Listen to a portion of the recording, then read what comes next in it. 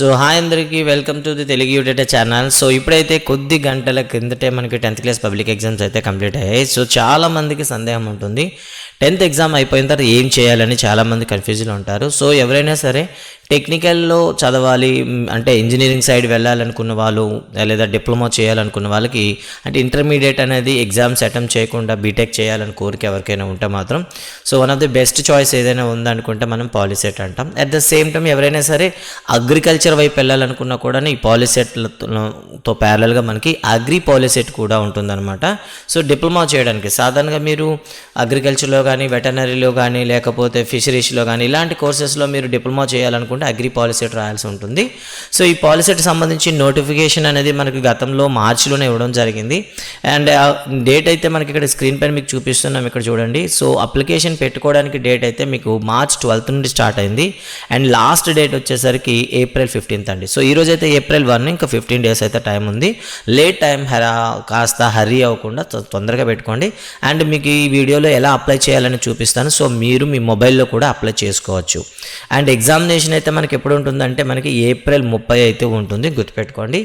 And ఈ వీడియోలో అయితే ఎలా అప్లై చేయాలనేది చెప్దాం. సో ఇలా మీరు చూసినట్లయితే పైన మీకు పై బోర్డులో చూస్తే మీకు home, online application status, payment status, sign in ఇవన్నీ కనిపిస్తుంటాయి. ఫస్ట్ ఆఫ్ ఆల్ మీరు ఏం చేస్తారంటే ఆన్లైన్ అప్లికేషన్ పైన క్లిక్ చేస్తే మీకు 2 ఆప్షన్స్ వస్తాయండి. Register with mobile number, register with SSC hall ticket number అని వస్తుంది. సో ఒకవేళ అదర్ దాన్ ఎస్ఎస్సి అంటే ఇప్పుడు 10th క్లాస్ ఎగ్జామ్ రాయని వాళ్ళు ఎవరైనా ఉంటే వాళ్ళకి రిజిస్టర్ విత్ మొబైల్ నెంబర్ అండి. ఇప్పుడు ఎవరైతే అటెంప్ట్ చేస్తున్నారో వాళ్ళకైతే ఎస్ఎస్సి క్యాండిడేట్ గతంలో పాస్ అయిన వాళ్ళు ఎవరైనా ఉంటే వాళ్ళకైతే మనకు register with SSC hall ticket దీనిపైన మనం క్లిక్ చేద్దాం. చేసిన తర్వాత మీకు 2 బోర్డు అయితే వస్తుంది.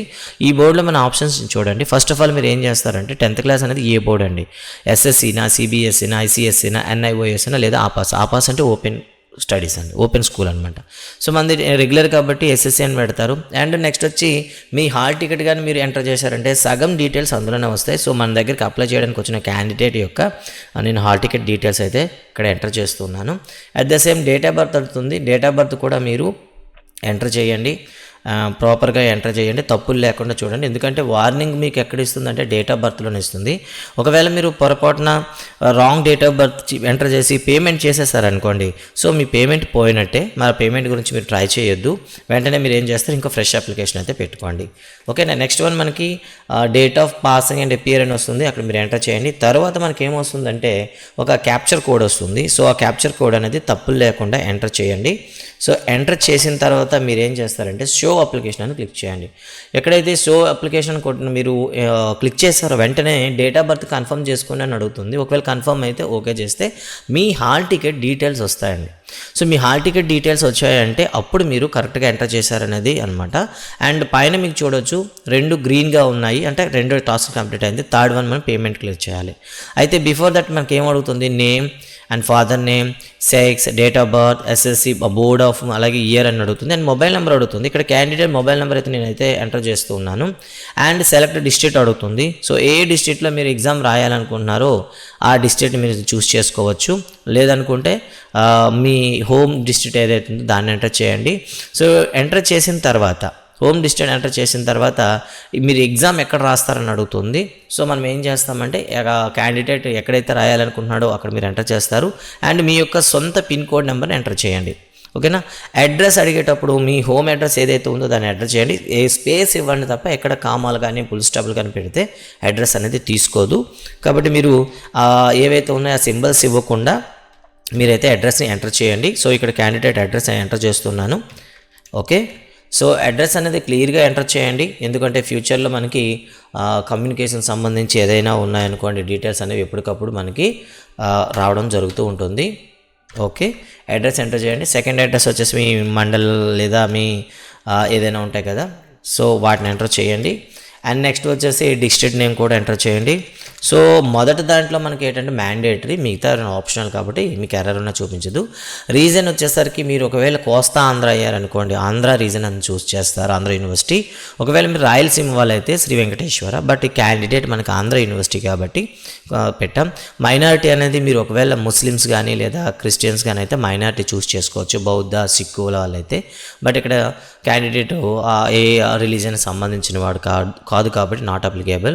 అండ్ ఒకవేళ మీరు ఉర్దూ ఏమైనా అసిస్టెంట్ కావాలని చూస్ చేయొచ్చు. అండ్ మీరు ఏ కేటగిరీ అనేది డిఫాల్ట్గా వచ్చేసి ఉంటుంది. అండ్ ఏమైనా డిజాబిలిటీ ఉందనుకోండి, ఇక్కడ మీరు పర్సనల్ కేటగిరీలో డిజాబిలిటీ చూస్ చేసుకోవచ్చు.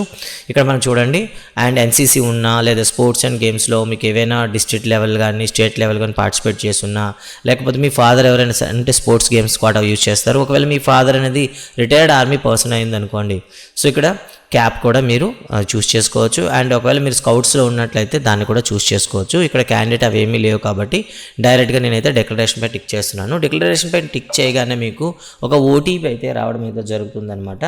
ఆ ఓటీపీ మీరు ప్రాపర్గా ఇక్కడ ఎంటర్ చేయాల్సి ఉంటుంది. ఓకే, ఓటీపీని మీరు ఎంటర్ చేసిన తర్వాత మనకి ఏమొస్తుందంటే సేవ్ అనే ఆప్షన్ వస్తుంది. కిందన మీకు సేవ్ పైన మీరు క్లిక్ చేయండి. సో సేవ్ పైన ఎప్పుడైతే క్లిక్ చేస్తారో అప్లికేషన్ అనేది మీకు ఒక నోటిఫికేషన్ అయితే ఇస్తుంది. నోటిఫికేషన్ ఇచ్చేసి డైరెక్ట్గా పేమెంట్ అడుగుతుందన్నమాట. సో ఇక్కడ మీరు చూడండి, ఇక్కడ మీరు pay application fee online using internet banking, debit card, credit card, UPI through billing అని ఉందనుకో, దానిపై టిక్ చేసి so pay application fee online అని క్లిక్ చేయండి. సో జస్ట్ మీరు ఇక్కడ క్లిక్ చేసిన వెంటనే ఒక నోటిఫికేషన్ వస్తుందన్నమాట. So credit card, debit card అనేది మీరు తీసుకోవచ్చు లేదా క్యాన్సిల్ చేసుకుని అంటుంది. మనం ఒకసారి ఓకే చేసిన తర్వాత డైరెక్ట్గా ఇది పేమెంట్ గేట్వేకి అయితే వెళ్ళిపోతుంది అనమాట. బిల్లింగ్ డెస్క్కి వెళ్ళిన తర్వాత అక్కడ మీరు క్యూఆర్ కోడ్ ఆప్షన్ చూస్ చేసుకుంటే మీరు డైరెక్ట్గా క్యూఆర్ కోడ్ ద్వారా మీరు వెళ్ళిపోవచ్చు డైరెక్ట్గా. సో క్యూఆర్ కోడ్ అయితే నేను ఓకే చేసుకున్నాను. సో దీని కాస్ట్ వచ్చి మనకి బీసీ క్యాండిడేట్ అయితే మనకి 400 అండ్ ఎస్సీ ఎస్టీ వాళ్ళకైతే మీకైతే 300 ఉంటుంది. ఐ థింక్ ఫీజు సంగతి మీరు చూసే ఉంటారు. ఇక్కడైతే నేను ఏం చేస్తున్నానంటే డైరెక్ట్గా ఫోన్పే ద్వారా మనం ఏం చేస్తున్నాం, ఇక్కడ ఫీ పే చేస్తున్నాను. సో ఇక్కడ ఏది లేదు, వీడియోని చివరి వరకు చూడండి. మీరు కూడా మీ మొబైల్లోనే మీరు డైరెక్ట్గా చేసుకోగలుగుతారు. సో పేమెంట్ చేసేయండి. పేమెంట్ చేసిన తర్వాత ఆటోమేటిక్గా పేజ్ అనేది మీకు ఫార్వర్డ్ అవుతుంది అనమాట. సో పేమెంట్ అయితే నేను కంప్లీట్ చేశాను. సో పేజ్ అనేది మనకి ముందుకైతే వెళ్ళిపోవడం జరిగింది. ఎప్పుడైతే మీకు ఫీజు పేమెంట్ అవుతుందో మీ అప్లికేషన్ ఫిల్డ్ సక్సెస్ఫుల్లీ అని వస్తుందన్నమాట.